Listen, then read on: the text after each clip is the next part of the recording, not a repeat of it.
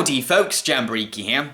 I don't think I'm ever going to forget Robin Williams. Robin Williams was an American comedian and actor. He had a wild, childlike energy, but he was also capable of being soft and tender. His film performances ranged from serious to whimsical, crazy to subtle. He was adaptable, multi-talented, and highly entertaining to watch. Behind the scenes, stories have been told about what a wonderful man he was off screen, a generous and kind human being who loved to make people laugh and feel great. Sadly, on August the 11th, 2014, Williams committed suicide. This broke the hearts of millions of people who grew up with his movies and fell in love with his endearing and charming characters. A year later, people are still grieving over him. He was truly a gifted man with so much to give. And in this episode of Jam Bites, I'm going to review Jumanji, one of my favourite Robin Williams films as a kid. But do I still like it as an adult? Let's find out. Jumanji is an action fantasy adventure. Alan Parrish is the son of a wealthy shoe company owner. He's bullied frequently and his father is very strict with him. One day Alan finds a strange board game called Jumanji in a construction site and takes it home with him. He plays the game with his friend Sarah, only to discover that the game can unleash scary nature, and Alan ends up being sucked into the game itself, which is apparently a deep, dark, dangerous jungle. Decades later, two children called Peter and Judy find Jumanji, start playing and end up releasing a grown-up Alan, played by Robin Williams. Now Alan, Peter, Judy and Sarah must finish the game in order to end all the chaos that is brought to their town. So, has this movie held up? Well, kind of. I have mixed feelings about Jumanji as an adult. Sure, it can be an enjoyable ride sometimes, but the writing can be very clunky. To begin with, the film has huge tonal problems. It doesn't know if it wants to be a fun popcorn movie or a serious drama.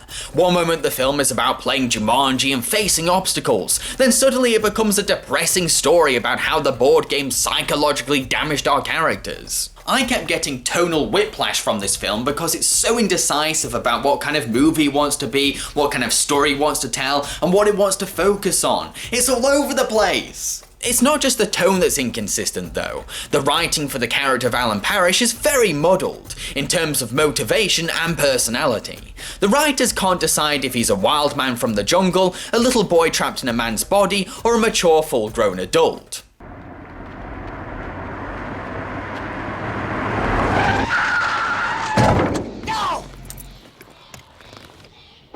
Get down off of my car, please, and get up on the sidewalk. What year is it? It was brand new. No. What year is it? What happened to you? You shaved with a piece of glass? What happened to you? The Clampetts have a yard sale? What do you want? I've never shaved before. All right, what is this about? I know you know. Yes, I do. But you wouldn't believe me even if I told you, Carl. Sure, they could have blended these personalities together to fit the character and it would have made sense, but they don't! Alan just switches between character roles at random for plot convenience. In addition, at first Alan refuses to play Jumanji ever again because he knows how dangerous it is. Then, when he realises that it's technically Sarah's turn next, he suddenly changes his perspective. His reluctance completely vanishes and finishing Jumanji becomes everything to him. It's a really abrupt and rushed change of motivation that undermines how 26 years trapped in a jungle affected him.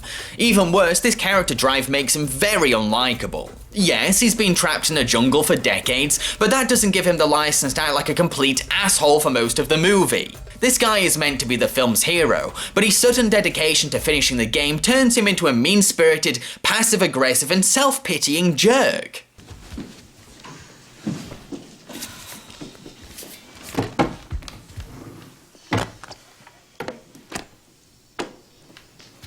Anybody up for iced tea? I'm gonna make some tea.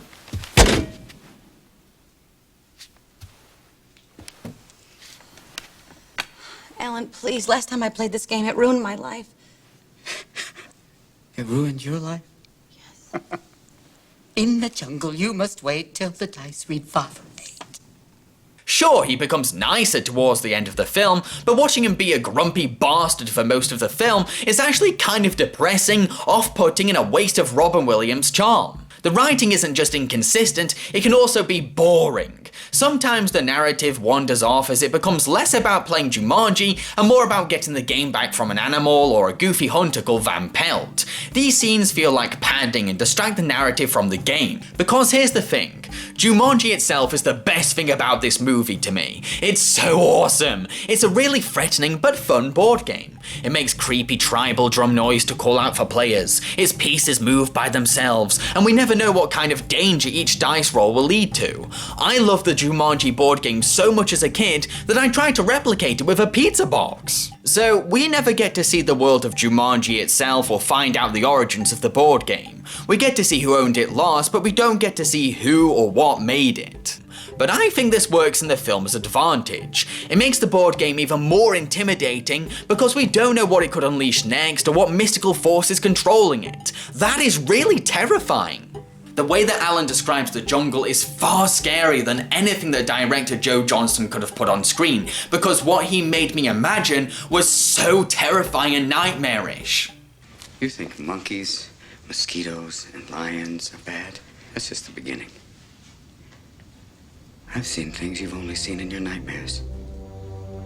Things you can't even imagine. Things you can't even see. Because we don't get to see the jungle ourselves, many people have made theories about the world of Jumanji. Some fans have made the theory that things from the jungle represent Alan's subconscious mind. This is made even more poignant by the fact that Van Pelt the Hunter is played by the same actor who played Alan's dad. The film's decision to be discreet about the jungle and Jumanji's origins gives audiences a chance to make their own interpretations, and I really like when a film can create that kind of experience. I will admit that the special effects for the film are a mixed bag. The movie uses CGI, animatronic puppetry, and other practical effects to create its on-screen illusions. Sometimes they kind of work, look really exciting, and make me believe that the animal, plant, or disaster is really there. But other times the effects look fake, unrealistically animated, and awkwardly composited. This is a big problem because Jumanji is a special effects driven film. I would expect a more consistent quality control from experienced effects giants like Industrial Light and Magic and director Joe Johnston. With all this being said, is the late Robin Williams any good in this movie? Well, despite the inconsistent writing for his character, Williams does get the chance to shine from time to time. He gets to be funny and wacky, but he also gets to show some strong, tender emotion. Just look at this scene where he comes back home for the first time.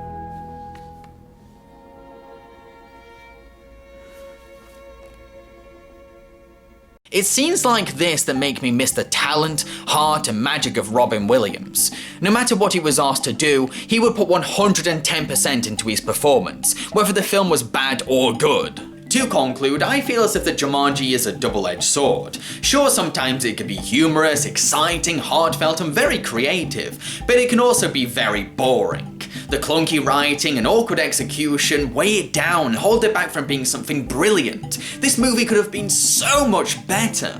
To be honest, I'm excited about the Jumanji reboot. It could improve on the flaws of this movie. I'm going to give Jumanji 3 diced strawberries out of 5. And if you enjoyed such films as Hook or A Night at the Museum, then I think you'll love it. So, what do you think of Jumanji, and what's your favourite Robin Williams performance? Let me know in the comment section below. In the next episode of Jam Bites, I'm going to review Bad Santa. Oh.